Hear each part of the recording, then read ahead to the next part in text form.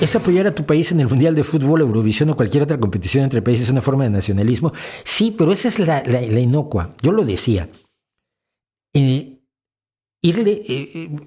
apoyar a tu país y cantar el gol y gritar como monos cuando ganamos un partido, pues es normal. Somos un animal tribal, somos un animal de bandas.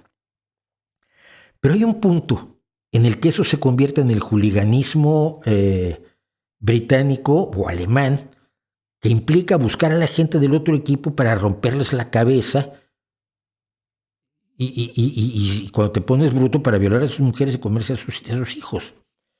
Es decir, hay un tribalismo que es medianamente aceptable como parte del juego de la sociedad humana y hay otro que ya no lo es. Entonces, claro que por supuesto yo en un partido, pero ya no de país. Yo los sábados voy a ver los partidos de baloncesto del equipo de aquí de Gijón.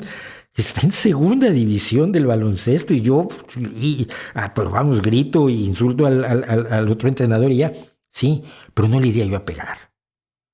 Entonces, entiéndase que el tribalismo pues tiene su asunto divertido y tiene su, yo tengo a los míos y los otros son los otros, pero que pasado cierto nivel nos deshumaniza.